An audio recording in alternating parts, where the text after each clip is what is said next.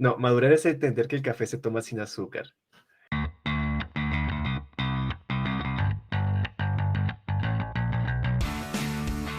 Bienvenidos a Podmédicos, el podcast de medicina para cuidadores de la salud. Nuestro propósito es compartir información actualizada y de la mejor calidad, para que estudies sin la necesidad de leer. Somos Miguel Cañón. y Juan Mogollón.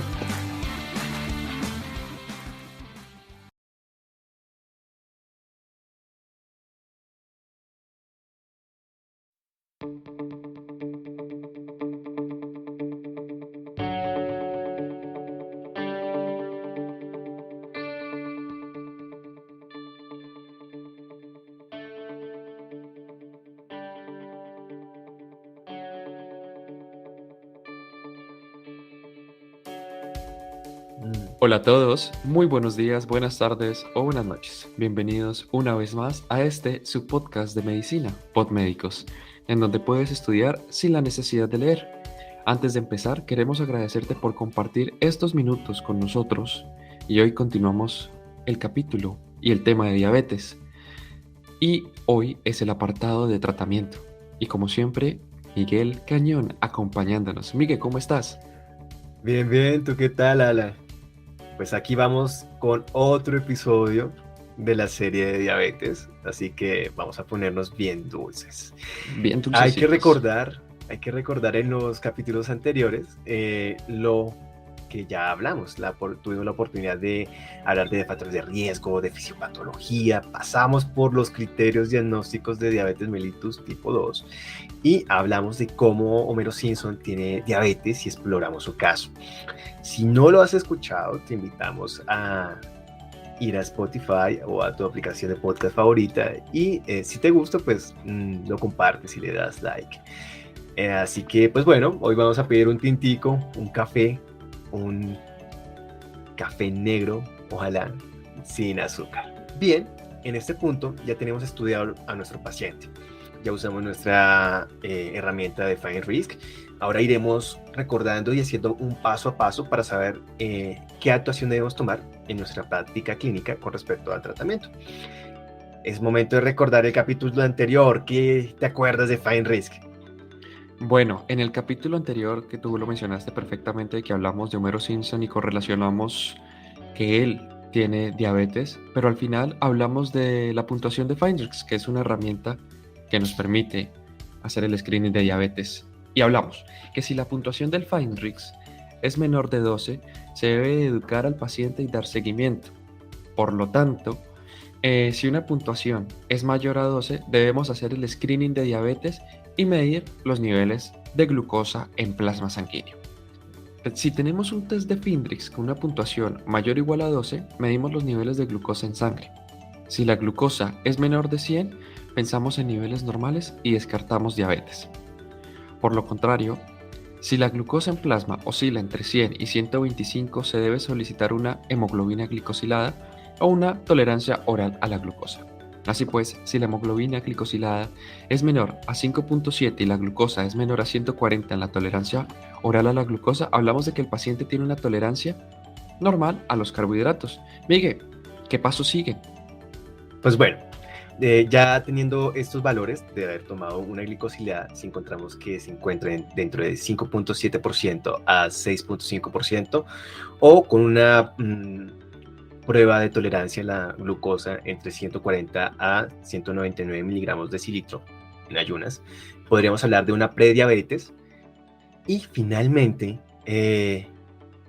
tenemos que contemplar el último escenario. En realidad son dos escenarios que podemos pensar en la última etapa de este algoritmo. Uno para clínico solamente y otro para clínico y clínico. Entonces, digamos que si la glucosa en plasma de ayunas es mayor a 126 miligramos decilitro, y pues este número suena muy caprichoso, pero en realidad es el punto de corte por el cual podemos determinar realmente en una campana de distribución normal cuántos pacientes podemos agarrar y prevenir complicaciones, o una tolerancia oral a la glucosa con carga de 75 que tenga un resultado mayor de 200 miligramos, o en su defecto, si tenemos una glicosilada mayor a 6.5, decimos el paciente tiene diabetes. Pero en el otro escenario, digamos que solamente contamos con una glucosa al azar o encontramos de manera incidental una glucosa al azar mayor de 200 miligramos de decilitros, más la sintomatología típica de la diabetes, polidipsia, polifagia, poliuria, hablamos también de un diagnóstico certero de diabetes. La primera actuación para este tipo de pacientes consiste en educar al paciente y a su entorno de cuidadores, ya teniendo pues como tal un diagnóstico. Se debe dar recomendaciones a los pacientes en cambios de estilo de vida y vamos a entrar dentro de las recomendaciones no farmacológicas, que son las más inmediatas, las más rápidas de hacer, las que tenemos a la mano, que es... Y las que se le deben hacer no solo a los pacientes con diabetes, sino a todos los pacientes. Claro, hay que entender que pues, el Fine Risk también nos calcula de cierta forma algún riesgo cardiovascular, ¿listo? Dentro de las preguntas que se hacen. Ahora bien, como a manera de recomendación o sugerencia, podemos hablar de ciertas medidas no farmacológicas, como comer mínimo 5 porciones de fruta o verduras al día, evitando aquellas frutas ricas en azúcar, banano, uvas, mango dulce, piña, no consumir dulces ni bebidas azucaradas, evitar los productos de panadería ultraprocesada, digamos que pan, galletas, postres, los paquetes que vienen también de la misma línea de comidas ultraprocesadas, los fritos o productos industrializados, como veníamos comentando. También aumentar el consumo de fibra, como avena en hojuela, legumbres, almendra, quinoa y agua. Si no tiene alguna otra comorbilidad que lo contraindique, ¿no? Cuestión que hablamos en el capítulo de fisiopatología del beneficio de la dieta alta en fibra con respecto a la susceptibilidad de la insulina. Adicionalmente, procurar que los productos lácteos que consuman sean bajos en grasa y en azúcar o sin azúcares adicionados. Intentar manejar porciones de comida más pequeñas, pero mejor distribuidas en el día. Digamos que hay 3 comidas principales por nuestra forma cultural de comer, cada una con su porción de proteína, cada una con su porción de verdura. Y las otras comidas, pues consumir más bien un entrepié, el cual permita tener unos niveles de glucosa estables en el día y no tener como estos grandes picos dados o proporcionados en grandes ingestas de comida, ¿vale? Como que otras recomendaciones nos puedes dar, Juan. Bueno, adicionando a la dieta, es importante que los pacientes, no solo con diabetes, sino también pacientes que tengan riesgo cardiovascular, disminuyan el consumo de sal a máximo 2 gramos al día o 1 gramo si tiene un riesgo cardiovascular elevado y además es diabético. Además se recomienda dejar de fumar, evitar estar en contacto con personas que fuman, ¿vale? Ser fumador pasivo también es una medida no farmacológica. Y por supuesto, realizar ejercicio aeróbico o anaeróbico mínimo 150 minutos a la semana, que pueden ser 30 minutos diarios de andar, de caminar, actividades deportivas de 50 minutos 3 veces a la semana. Recordar que si hay algún limitante, los ejercicios en piscina quedan perfectos. Hablando del ejercicio, es importante también entender que, bueno, es actividad física. Con actividad física hablamos de cualquier actividad que te acelere el corazón, ¿listo? Independientemente de la actividad que sea, lo importante o el enfoque que se le da desde la Organización Mundial de la Salud es la reducción del tiempo de sedentarismo, en realidad. Que te estés moviendo, ¿listo? Exacto. Y esos movimientos tienen que estar pensados en, ay, voy a hacer ejercicio. ¿Por qué? Porque muchos pacientes dicen, doctor, es que mi trabajo es caminar. Sí, pero es que tú estás pensando en tu trabajo y no pensando en hacer ejercicio y son cosas muy diferentes porque cuando tú estás haciendo ejercicio, la respiración es diferente a cuando tú estás caminando de X punto a Y punto por motivos laborales. Además, tenemos que tener controladas el resto de las enfermedades para disminuir el riesgo de complicaciones. Se debe humectar la piel con vaselina o con crema humectante todas las noches. Esto evitará las lesiones y futuras complicaciones de las neuropatías que genera la diabetes.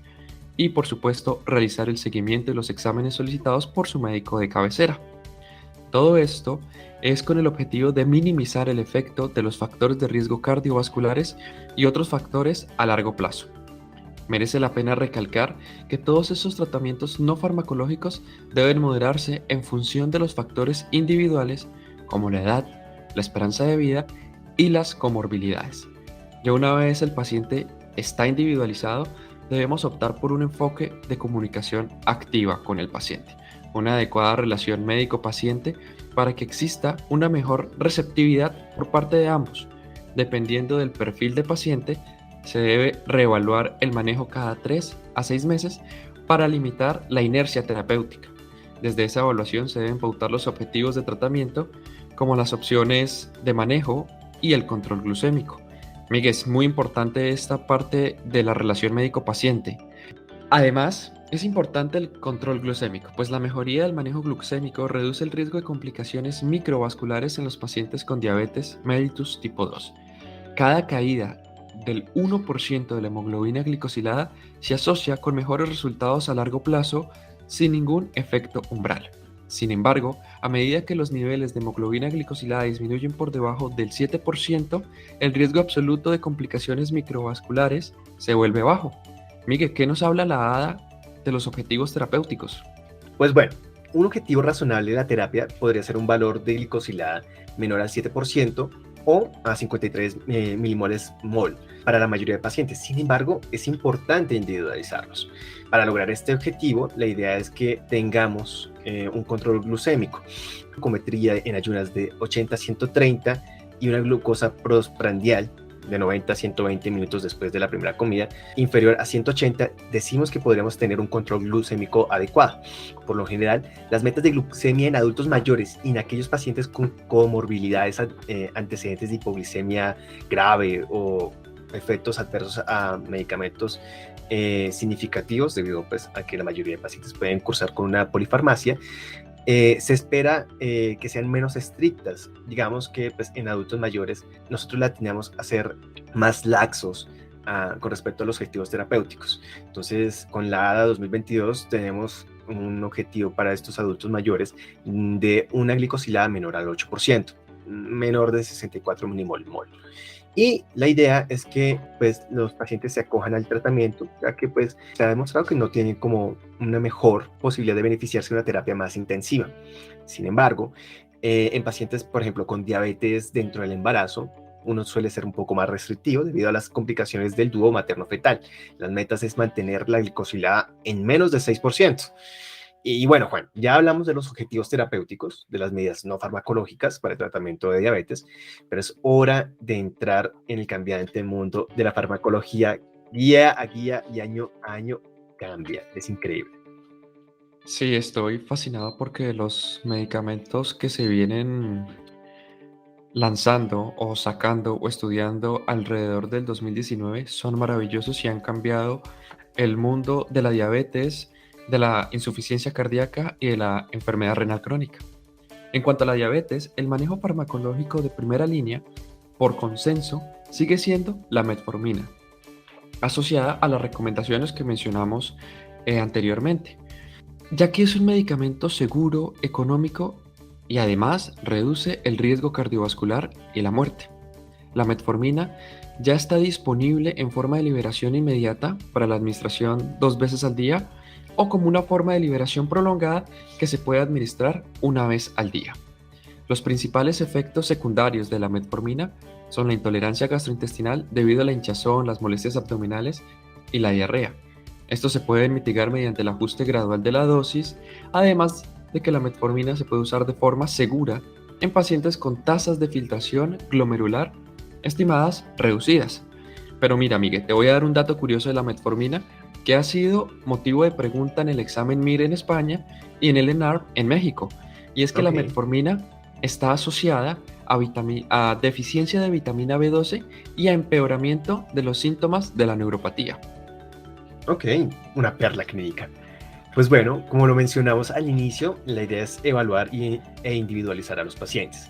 Y la ADA nos propone 5 días de tratamiento teniendo en cuenta las comorbilidades de los pacientes.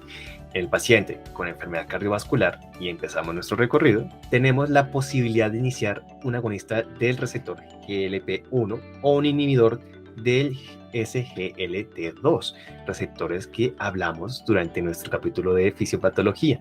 En paciente con insuficiencia cardíaca, aquí el orden se invierte un poco. Se prefiere iniciar con un SGLT2, pero podemos agregar un agonista del receptor GLP-1 cuando el primero no es posible darlo o está contraindicado. Por ejemplo, cuando la tasa de filtración glomerular del paciente está en menos de 30 mililitros por 1.73 metros cuadrados minuto. Ahora bien, pasemos a este caso, cuando tenemos un paciente con filtración reducida. ¿Qué hacemos, Juan? Bueno, cuando el paciente además de diabetes tiene una enfermedad renal crónica, aquí nuevamente los inhibidores del SGLT2 tienen el privilegio, especialmente por los resultados que mostraron el estudio EMPA-REG, el estudio CANVAS, el estudio de CLARE, pero fundamentalmente el estudio CREDENCE, con una población específica de diabetes y enfermedad renal crónica, que en estos pacientes mejoró no solo la hemoglobina glicosilada, sino que redujo el riesgo cardiovascular y, según la odds ratio, tiene un beneficio protector cardiovascular. En el paciente en el cual no existe ni enfermedad coronaria, ni enfermedad cardiovascular aterosclerótica, ni enfermedad renal crónica, ni insuficiencia cardíaca, pero que el peso es lo que nos importa, o sea, este paciente obeso, nuevamente, el medicamento de elección debería ser los agonistas del receptor GLP-1 y específicamente el semaglutide o con su nombre comercial el Ozempic, que son fármacos que privilegian con el fin de reducir la adiposidad visceral fundamentalmente en todas las consecuencias cardiometabólicas, que esto también es lo que están usando muchos endocrinólogos para el tratamiento de la obesidad y que también lo recomienda la ADA 2022. Fíjate que los GLP-1 se están posicionando a tratar de buscar un nivel muy similar al que tiene la metformina. Son aquellos agonistas que realmente se beneficia el paciente y que a la larga la disminución de riesgo, estudiando estos metaanálisis, bueno, se disminuye un montón, ¿no? Y por último, tenemos una quinta vía de manejo, que es cuando la hipoglicemia es el problema que nos preocupa. Digamos que si tenemos un paciente con historia de hipoglucemias. Así pues, tenemos los DPP4 como una excelente opción a los agonistas de GLP-1 y los inhibidores de CGLT2 y las glitazonas. Por otro lado, existe una práctica común y es iniciar terapia de insulina en pacientes que presentan niveles de glucosa en sangre mayores a 300 miligramos de decilitro o una glicosilada mayor al 10%. Ahora bien, si el paciente tiene síntomas de hiperglicemia, es decir, poliuria, polidipsia o evidencia de catabolismo, también se beneficia del inicio de insulinas. Como lo mencionamos anteriormente, las estrategias terapéuticas, sea farmacológicas o no farmacológicas, se basan en la buena relación médico-paciente y la ADA lo recalca con el manejo de la insulina, pues los médicos deben evitar usar la insulina como una amenaza o describirla como un signo de fracaso o castigo personal. Más bien, se deben enfatizar la utilidad e importancia de la insulina para mantener un control glucémico, una vez que la progresión de la enfermedad supere el efecto de otros agentes. Es muy importante recordar que la construcción del mito sobre el daño o los riesgos que implica tener insulina también va sobre el miedo de los pacientes, y es la relación terapéutica que tengamos con nuestros pacientes la que le va a dar la confianza a el diabético de poder utilizar su insulina sin miedo y poderla utilizarla bien. También encontrarnos cómo le fue con su terapia y así realizar ajustes de los cuales se beneficia tanto el paciente como nosotros, incluso hasta el sistema de salud, disminuyendo los riesgos de complicaciones. Pero bueno, Juan, háblame de la insulina basal. ¿Cómo se ordena eso? Bueno, pues primero, hablando de las insulinas, la ADA propone la insulina basal, que por sí sola es un régimen inicial de insulina muy conveniente. Y según las recomendaciones y el paciente se puede añadir a metformina. Podemos iniciar la insulina basal asociada a metformina si el paciente lo requiere. Y otros agentes como lo mencionamos en estas 5 vías de tratamiento teniendo en cuenta las comorbilidades. Las dosis iniciales de la insulina van en función del peso corporal, con dosis que oscilan entre el 0.1 a 0.2 unidades kilogramo día. y también, dependiendo del grado de hiperglucemia, con un ajuste individualizado de días a semanas, según sea necesario. Por eso también es importante que el paciente se controle su azúcar en sangre. Pero Miguel, ¿cuál es el efecto de la insulina en los pacientes con diabetes? Pues bueno, la idea es tener un control que en la práctica sería como lo haría el propio cuerpo de una manera fisiológica. Esto es la idea de un bolo basal, ¿no? Entonces, ¿qué buscamos? La acción principal de la glucosa, además de controlar el azúcar, es restringir la producción de glucosa endógena, o sea, hepática, y limitar la hiperglucemia durante la noche y entre las comidas. ¿Qué insulina debemos utilizar para el control de la glucosa en ayunas? Pues bueno, empezando por las basales, vamos a buscar una insulina que tenga una vida prolongada. ¿Listo? Dentro de las vías prolongadas tenemos intermedia, prolongadas y ultra prolongadas. Digamos que bajo esta lógica tendríamos la NPH, la Largina y la Determir, que se pueden incluso asociar, y hay presentaciones comerciales, a agonistas de GLP-1. ¿Listo?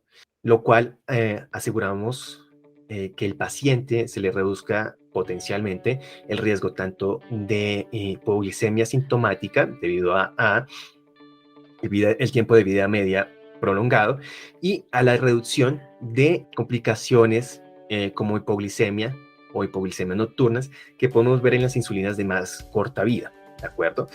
Ahora bien, si persisten las fluctuaciones del el nivel glicémico, dado que pues, la idea es que a nuestros pacientes les enseñemos cómo llevar un control glucométrico, ¿qué podríamos hacer? Digamos que estamos fuera de metas. Ok, perfecto. Pero digamos que con el esquema basal no es suficiente. Digamos que todavía persisten las fluctuaciones y estamos por fuera de esas metas de 140 o 180 de glucosa.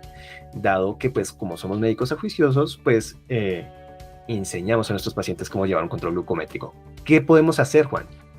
Bueno, cuando los pacientes aún no logran un adecuado control glucémico y existen estas fluctuaciones, muchas personas van a requerir insulina preprandial y pasaríamos al esquema basal bolo que comentaste anteriormente. Entonces, muchas personas con diabetes tipo 2 requieren dosis de insulina antes de cada comida, además de la insulina basal, para alcanzar estos objetivos glucémicos. Una dosis de 4 unidades o el 10% de la cantidad de insulina basal en la comida más grande o en la comida con mayor excursión postprandial, en una estimación segura para iniciar la terapia. 4 unidades o el 10%. Reiterando, podríamos continuar hablando del tratamiento, ya que como tú lo mencionaste, hay personas que se pueden beneficiar de la terapia combinada, que afortunadamente ya tenemos la combinación entre insulinas de acción prolongada con antagonistas del receptor GLP-1, que añadida a la insulina basal o dosis múltiple, vamos a tener un adecuado control.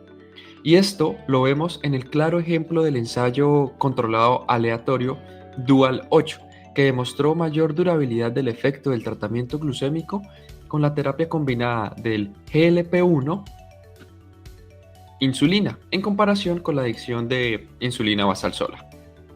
Sí, fíjate que ahorita lo que se está buscando, no solamente desde el beneficio del paciente, sino también desde la comodidad y la adherencia al tratamiento, es buscar formulaciones que sean prolongadas. Digamos que hay combinaciones de GLP-1 y homólogos de la insulina que pueden durar 24 horas, 72 horas, hasta una semana, como es en el caso de la mezcla de semaglutida con determir o semaglutida con o liraglutida con glargina, la cual genera un beneficio y una adherencia a tratamiento bellísima en nuestros pacientes. Y Ahora claro, bien, los pacientes dejan ese miedo de que, doctor, la insulina me deja ciego. es cierto.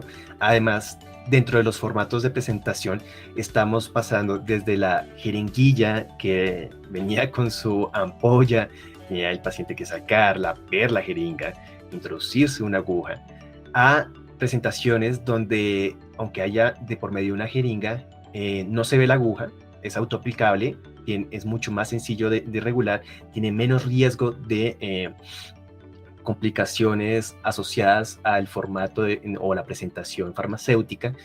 Y adicionalmente, pues los pacientes no lo ven tan grave, ya no lo ven desde, uy, me estoy inyectando tal cual persona con farmacodependencia, sino como, hola, esto es un medicamento más. Y lo he visto también en mis pacientes que le hemos podido hacer el cambio a una presentación de acción prolongada, ¿vale? Por último, yo sé que este tema es largo y tedioso, pero gracias a las nuevas terapias que buscamos dentro de la medicina para cumplir estos objetivos terapéuticos, encontramos también otros fármacos que reducen el riesgo de muerte y que son protectores, como los inhibidores de CLGLT2. Y así pues, redondeando este gran capítulo acerca de la terapia y de los manejos no farmacológicos y farmacológicos, esperamos que haya sido de tu agrado. Así que gracias por estar por acá. No olvides seguirnos en redes sociales, en Instagram, Twitter, como @podmédicos, donde podrás encontrar material académico con información actualizada y de la mejor calidad. También, si lo que buscas es información para pacientes o para cuidadores de pacientes, puedes seguir en Instagram a @MiguelCañónMD. Este capítulo fue auspiciado por ninguna casa farmacéutica. No tenemos ningún interés, conflicto de interés.